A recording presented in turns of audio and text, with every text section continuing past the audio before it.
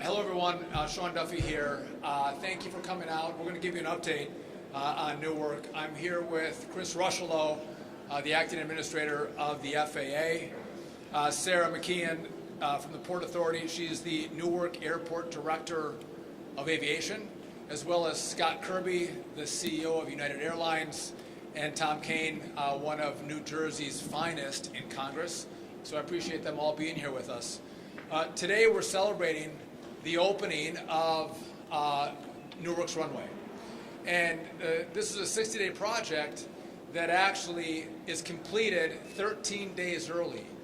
And we all couldn't be more grateful to the Port Authority, everyone who worked so hard, the unions, the labor that worked to make sure this happened. They were working around the clock, 24/7, to make sure they could complete the project before that 60-day time frame. And what is interesting is I think you were going to beat the time frame by a couple of days, but when they saw some of the issues that were happening here at Newark, they actually ramped it up even more. And again, this is a great day to celebrate the opening of the runway. And it goes to a broader point in regard to the issues that we're having here. What you're seeing is everyone who touches the problem is giving their full-hearted effort. They're leaning into the problem and helping fix the problem. From the Port Authority, again, 13 days early, opening the runway today. But you've also heard we have a telecom problem. And so we had a glitch in the system. The FAA did a remarkable job fixing the glitch in our software. But then Verizon stood up and said, you know what? We are going to make this a priority. We're going to fix the not-so-great line that goes from the Philly-Tracon up to N90 here in New York, and they did that in record time, in less than a month's time. Now, that new fiber line's not stood up yet because we're testing it. Right now, it has to be tested. The FAA has some pretty laborious testing procedures, which is, we appreciate that, Chris, thank you. But that process is underway and, again, happening very quickly. By the way, after that, we're laying fiber from N90 to Newark, but the line from N90 to Newark has not been a real issue for us. So again, everybody who touches the problem stands up and helps fix the problem. In regard to controllers, so that's been a big topic of conversation. You all know that we're 3,000 controllers short across the country right now, and that has been seen probably to the biggest extent at the Philly TRACON, which services the Newark Airport. And so just some background numbers. There's 22 controllers at Philly. There's 5 supervisors. 6 of those 22 controllers are on leave right now. So there's only 16 controllers that work the Philly TRACON. However, there are 16 controllers who are training right now for the Philly at the Philly TRACON for this airspace, and most of them are experienced controllers. And so on a rolling basis, over the next year, we're going to have more controllers come online into the Philly TRACON. In addition, we just brought in another 6 trainees into the Philly TRACON to also train up. So the problem we're seeing with controllers, it can't be fixed overnight. It takes time to train up on this airspace. But we've addressed the problem by bringing more controllers to train up in the Philly TRACON that, again, controls Newark here. And over the course of the next months, you're going to see improvements in this airport, in this airspace. And again, day one, we have the airport. You're going to see improvements, again, in the telecom, and then you're going to see improvements with the staffing issues with regard to controllers. I'm going to turn it over in a second to the Deputy Administrator, but I also, again, I fly, this is my airport, I fly out of Newark, and I think a lot of people were frustrated by the fact that they were booking flights, and because of the issues we were having, their flights were hours delayed and then maybe even canceled. And all of the airlines came together with the FAA's leadership, and United being the biggest provider, biggest airline here at Newark, they worked together to reduce the capacity at the airport. Again, we're flying 28 flights an hour in regard to departures, and I think the beauty of that is that when you book your flight, you're going to fly. Again, you don't want to book and wait 2 hours to be canceled. If you book, you want your plane to take off, and so we're at an agreement now where, again, if you come to this airport, by the way, Chris or Scott said we've got some even better pricing right now at Newark. So if you want to book at Newark, you might get a little better deal if you're coming out of this airport. But if you book, you fly, and that's critical. That's important. And so the message I have for all of you is no one here has created this problem, right? The problem has landed on our laps, but I want you to know that you have every asset that touches the problem working together, coordinating, cooperating, collaborating to make sure that as a team we address the problem that exists at Newark. And by the way, we may see some of these problems happen at other places around the country. And with the same kind of energy and fervor, we're going to address those problems should they come up. And so, again, I'm proud of this team. I want to again say thank you to the Port Authority, who again leaned into the problem and brought us to a moment where we're 13 days early. Again, critically important getting the runway up and active. And so with that, I want to turn it over to a guy who has done just an amazing job as the acting administrator of the FAA. He came in, and I think a lot, probably more has been thrown at him in the last 6 months than anyone who's come in to lead the FAA in recent memory. Acting Administrator Chris Rushlow.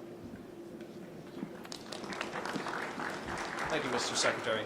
Pleasure to be with you all here today. And let me just echo really quick the Secretary's comments about true appreciation for the collaboration that went into this, particularly with the Port Authority today. We are actually using the new runway today for departures, and that's a big deal. Way ahead of schedule, and certainly contributing to a safe and efficient operation. I would also say our next steps are we're going to have our technical operations people go out and certify that new runway for arrivals as well. It's going to take a little bit longer, simply because we want to make sure that the equipment there is certified, is flight checked, and so that's going to take a few more days. But we're really proud of that collaboration that brought everybody together to be able to utilize that extra runway today. I would also note that, as the Secretary talks about, a lot of the work that went into this in advance, so we're running a 28 arrival rate right now. Once we certify that extra runway with the new arrival instrument landing systems, we'll be able to move up to 34 rate arrival per hour. Again, a lot of that has to do with the collaboration that went into it with the airlines, with the Port Authority, in order to make sure that we're supporting a smooth and efficient and reliable air transportation system for the summer with everybody involved. So it's a real pleasure to be here today. I'm very proud of the work we've done in collaboration, particularly the FAA technical operations and controllers. As the Secretary talks about, there's a lot of work to be done, but we're in there every day. They care about the safety of the system. That's job one for us. And so again, none of this comes together as part of our aviation safety ecosystem unless everybody's putting in, particularly with the airlines when we talk about reducing delays and disruptions over the summer. So with that, I will turn it over to Sarah McKeon from the Port Authority.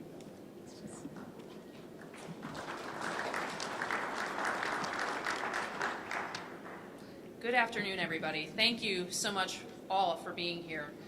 And Secretary Duffy, we appreciate you joining us at Newark to mark this tremendous milestone. I want to take a moment to really emphasize the incredible achievement of our Port Authority staff and our partners at Crisdell Construction, who completed this phase of the Newark rehabilitation of the runway project 13 full days ahead of schedule. It was no easy feat to get here. It took around-the-clock work, literally 7 days a week of people, multiple crews, paving, milling, electricians, and Port Authority aviation, operations, maintenance, and engineering staff to make this happen. Thank you to all of you for all of your dedication and hard work over the last several weeks. With all of the runways that are now in operation at Newark, the FAA air traffic controllers have maximum flexibility to safely and effectively manage arrivals and departures throughout the system. As an agency, the Port Authority is committed to ensuring that Newark is a world-class airport. This is evidenced in part by our $3 billion investment in the award-winning Newark Terminal A and our upcoming development and replacement of the Newark AirTrain system. That said, our top priority remains returning Newark to its full operational capacity. We look forward to continuing to support the FAA and the Department of Transportation in their efforts to address the staffing and technology challenges that remain to restore Newark to its full operational capacity and potential. Thank you all so much. And with that, I'll turn it over to United CEO Scott Kirby. Thank you all for joining us today, and thank you, Sarah, for the intro. Thank you to the Port Authority, Sarah, Kevin, wherever you are, for all the work to get the runway back and get it back early to help contribute to this being this airport realizing the potential that it has. But I also want to say a huge thank you to Secretary Duffy, Administrator Rocheleau, and the administration. The level of engagement that you see here today is unprecedented in my career. I've spent a career in aviation, sometimes, often working to try to get the FAA to support and help customers and help our operation. And the level of support and partnership that we've had, the very fact that you're both here with us today is a testament to trying to be partners and try to make the airspace and the airport not only safe, but work for customers around the country. And I think this is a seminal moment in the aviation infrastructure history that we're here with them today. So thank you both. I also want to thank all the employees, many of whom I see in the back of United Airlines, for what you always do. I have been through this airport 5 or 6 times in the last few weeks, and it's an inspiration to me when I walk around, because they know what I also know, that not only are they keeping our customers safe in conjunction with the FAA and the air traffic controllers, but they're doing a great job of making this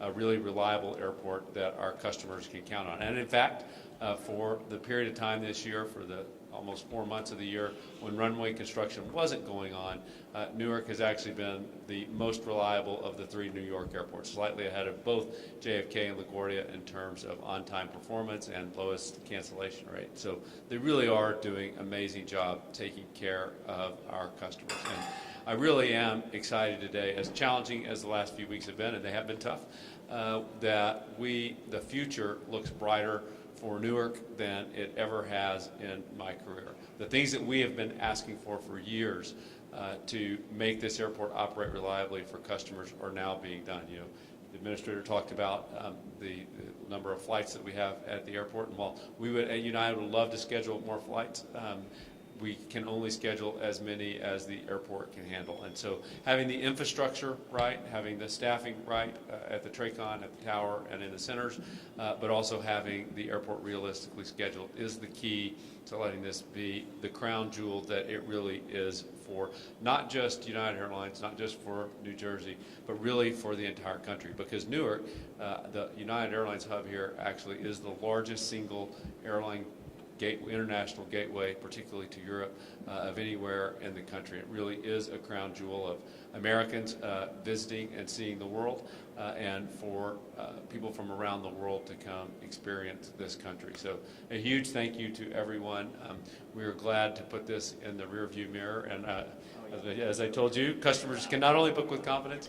We did get well behind on bookings because of the perception issues around Newark recently, and so that means more seats are available, which means that the fares are better than they're probably going to ever be in the years to come. So now's the time to book your vacation. If you want to go to Europe or you want to head across the country, now's the time, because you're going to have not just a good value, you're going to have great people of United taking care of you, but you're also going to have an airport that is likely to be the most reliable of any of the New York airports, just like it was before the runway construction for the remainder of summer. So thank you all for joining us, and with that, I'll turn it over to a congressman from this great state, which is a crown jewel for us and for the country, Congressman Tom King. Thank you. It's good. It's great to be with you here with the Secretary, here with the leadership of the wonderful organizations. If New Jersey, the region, and the United States are going to be successful, Newark Airport has to be open. It's that simple. And this great partnership that came in 13 days early is going to be a real benefit and a real focus for other airports to follow their lead. The Port Authority did a phenomenal job. The FAA, DOT did extraordinary jobs. That partnership, as well as with the private sector, with Verizon, as well as with United, making sure that the communication was key. Infrastructure has to work. The timing has to be predictable, and together we can make sure that safety is paramount, but we can make sure this stays open and make sure we have the funding from the federal level as well. Thank you.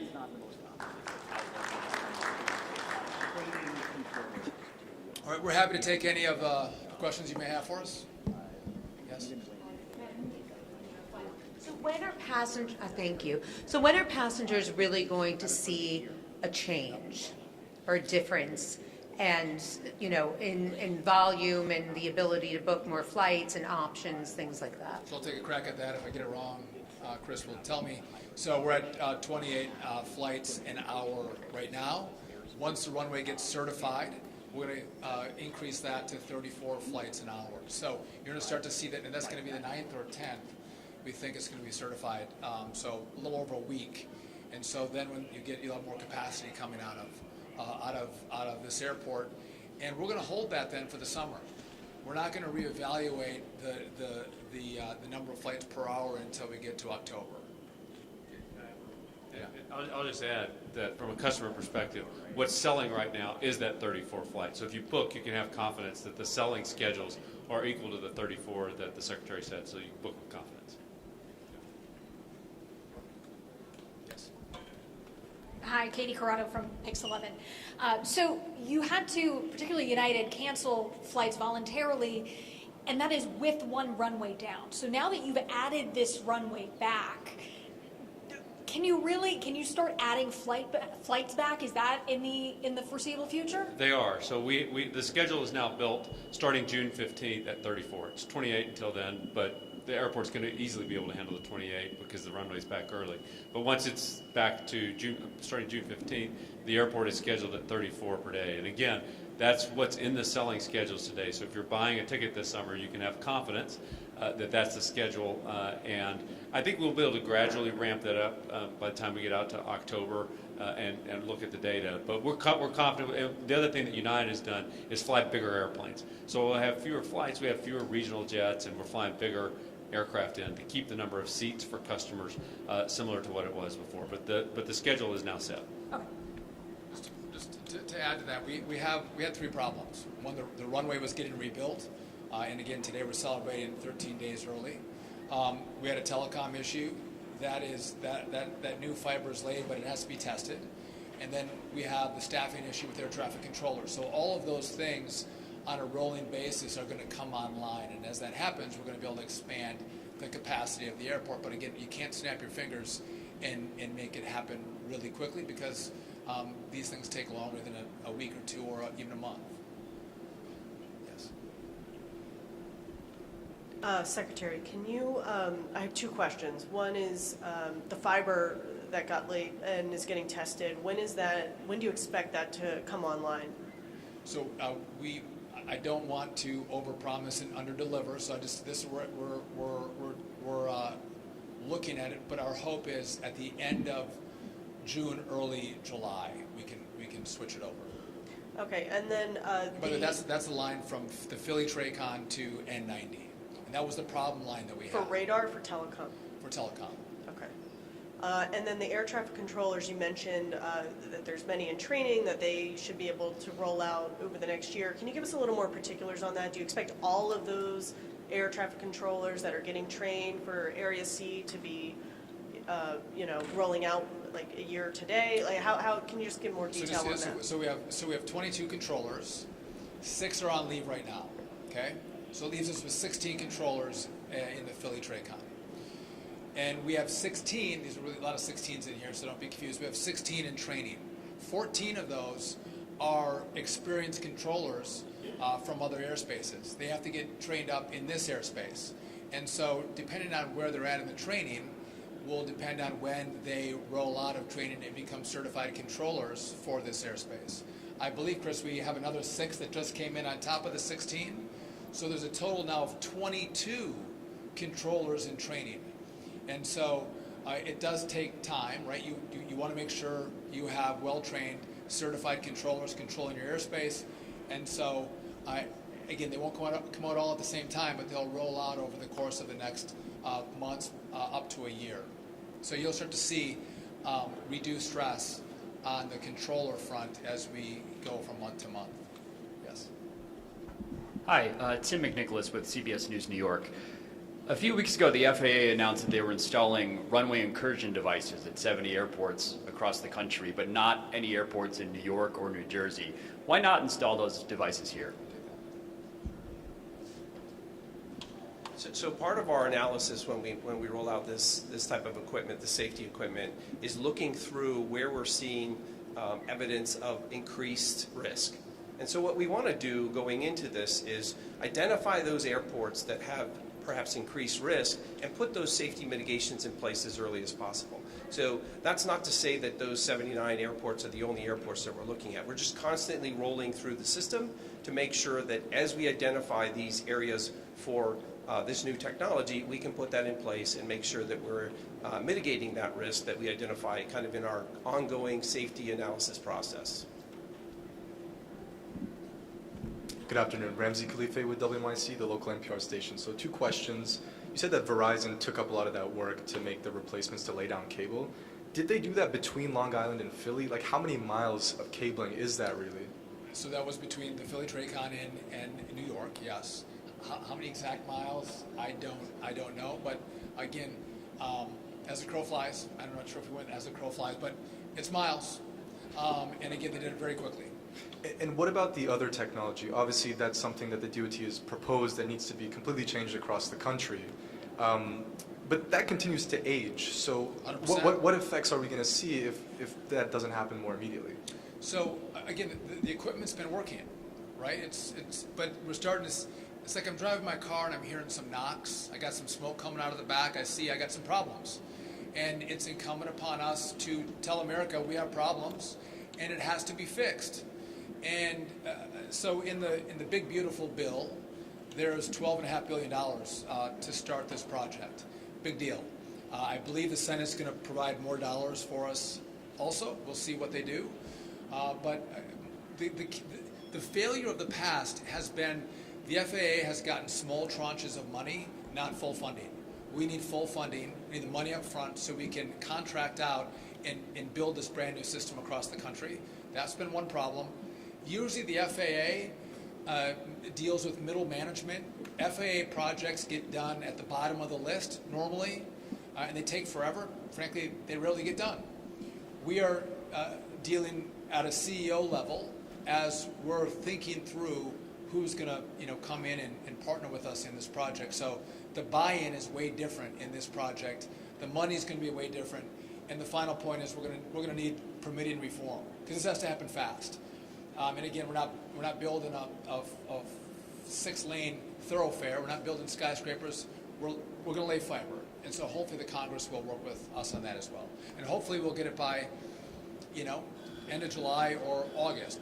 But Tom, we're going to get this by the end of July or August? By July 1. Tom says July 1. I can't wait. Yes. Thank you. Good afternoon, Secretary. If you'll forgive me, slightly technical questions. First, the fiber cable that you said is for telecom, is that going to deal with some of the radar latency issues that have been going on between N90 and Philly Tracom as well, or is that simply voice communications? It's both. It's both. Okay, thank you.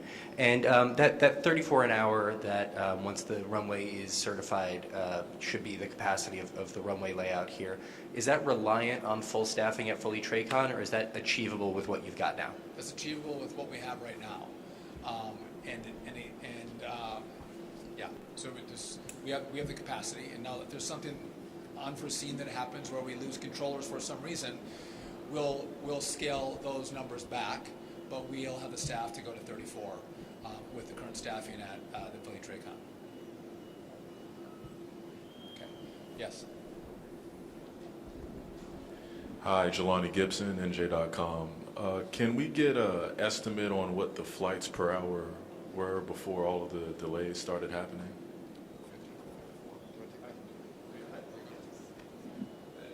The theoretical capacity of the airport was about 38.5 per hour, so 77 total operations per hour.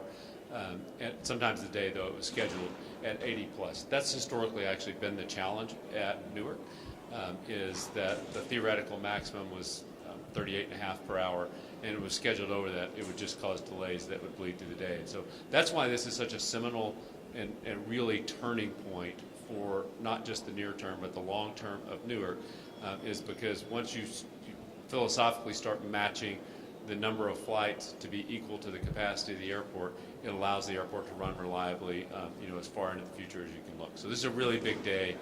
This agreement that the FAA drove with the airlines is really a turning point for Newark for the long term. And so just to be clear, you are 4 flights per hour away from the operational capacity? From what it was historically. Okay, got it. Anybody else? Hey, Lauren Simonetti, Fox Business. So when you reevaluate in October, what do you want that number per hour to be? And is the 34 number just United, or is that airport-wide? Yeah, thanks. So that's airport-wide right now, as Mr. Kirby, sorry, as Mr. Kirby described. What we're going to do is monitor that progress through the summer. So we'll watch the nature of the operations. Obviously, weather contributes to some of that as well.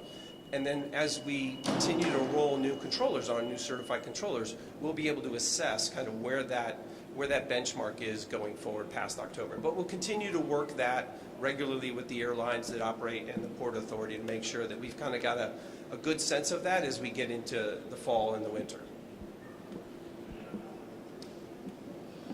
Anybody else? To get clarity on the timeline for upping, you're having the inspection June 9th and June 15th is when you'll actually launch the 34 planes an hour? I think the difference is in planning for the 15th, United has their schedule at 34 on the 15th, but the capacity of the airport will be 34 if certified on the 10th. Right? Okay. Yeah. Thank you. Megna with Skift. I was wondering, as far as like the funding that you talked about for air traffic control reform, what sort of timeline do you envision for that project? So there's a number of factors, and permitting is a big one, but I believe we can do it in 3 to 4 years. And what you'll see is it's not a whole work project that completes in 3 or 4 years. You'll have airports that are done well before that, right? So we'll upgrade airspaces, TRACONs, towers, and you'll see the benefits as we go from year to year. We hope the completion of all of our airspace will be finished in that 3 to 4 year time frame. If I get the permitting reform, I think we're closer to 3. If we don't, we're closer to 4. And again, this is an American project. This is an American build. This is the most important infrastructure project that we've had in this country for decades. And so you're going to see, I think the Congress is going to engage. If the bill's on the floor today, and Tom will tell me if I'm wrong, we would have 90% of all Republicans and Democrats in both chambers that vote for it. Everyone agrees this is nonpartisan. Everyone knows we have to do it. What vehicle does the money get on in Congress to get it to us? That's why I left Congress. Maybe I'm not going to figure that out. But they want to do it, which is really important. And again, the companies that are going to work with us, they are going to work with us at the top level. And again, this is more like DoD. How they get their work done, it's a priority. We're going to be a priority, and that's going to mean we can do this in record time. And just the last point I'll leave you with is, as we think about all the runway, and again, it's not going to be certified for landings until the 9th and 10th. We care about safety. We want you to get to where you're going. And again, we might slow down flights. We might take time to certify a runway. We want to take time to certify air traffic controllers in the Philly TRACON. We don't want to rush anything. It's doing it the right way is what's key, so you feel that the system is safe, and we know the system is safe. And so again, we don't. Scott does not like flights delayed. I don't like flights delayed or canceled. But we will do it if we don't feel like the system is safe, or we have enough controllers, or there's an issue in the airspace. We slow it down or we shut it down. And I always get the question: is it safe to fly? Yes, it's safe to fly. And it's because we have such a great team that focuses day in and day out on the flying public safety. And so with that, I want to thank this team. I want to again thank the Port Authority for all of your work. Again, amazing how fast they worked around the clock to make today happen. And with that, thank you all very much.